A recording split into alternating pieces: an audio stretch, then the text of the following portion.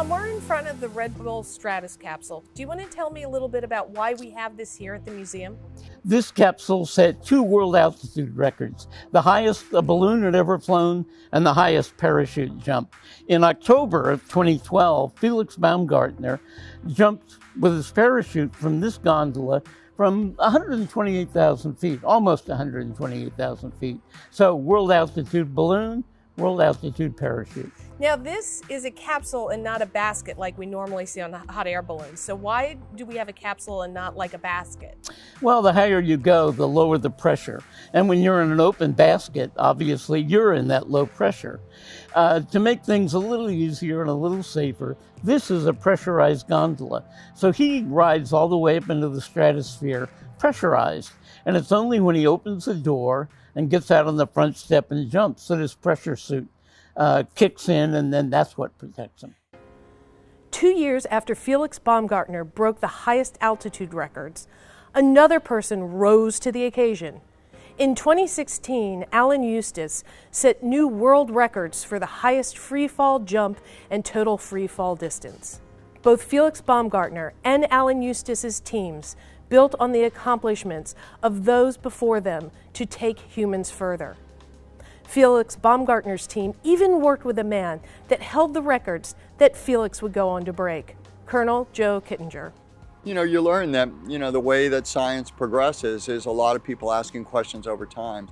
I've been reading through my whole life on how various people had set various records in the past. Colonel Joe Kittinger, who set the record in 1960, is kind of a personal hero and idol to me, and learning about how he did it, what the reasons why he did it, then with the Red Bull attempts, and then even going back, before that, some of the Russian attempts. Instead of a capsule like Felix Baumgartner, Alan Eustace's team developed a specially designed stratosuit so that he could not only survive the high altitude, but the layers of the atmosphere.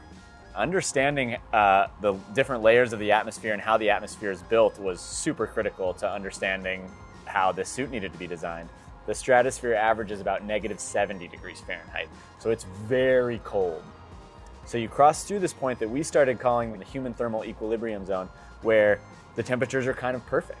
But then above that, you start getting to the point where it's too hot, where there's no air to pull heat away, and it starts being too warm in a suit.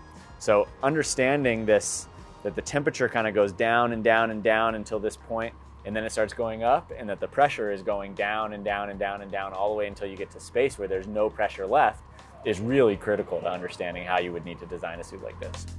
Another difference that set Alan Eustace apart from Felix Baumgartner's jump was the use of a drogue chute during the entirety of his descent. A drogue chute is a parachute designed to help stabilize and slow the speed of a rapidly moving object. We thought the addition of a drogue chute would eliminate spins, and Red Bull and Felix Baumgartner had a horrible spin, but he didn't have a drogue chute. So we add a drogue chute, we put a dummy up, and we think, oh, all's well. And then this dummy spins at 180 revolutions per minute. And it's like, we weren't expecting that. We were expecting it to fall pretty much flat. We could look back at Kittinger's jump. Well, why didn't he spin? Turns out by just moving attachment point of the drogue from down here to up here, we can almost eliminate spins. So it was that easy in hindsight. But at the time, of course, it took a lot of dummies being pushed out of aircraft before we figured out that that was the secret. And of course, we had a lot of help. We were standing on the shoulders of a lot of people that had figured it out before us. What world record would you like to break? Skydiving? Stacking cups? Playing cards? Let us know down in the comments section. And if you like this video, be sure to follow STEM in 30 on Facebook and Twitter, and subscribe to the National Air and Space Museum's YouTube channel.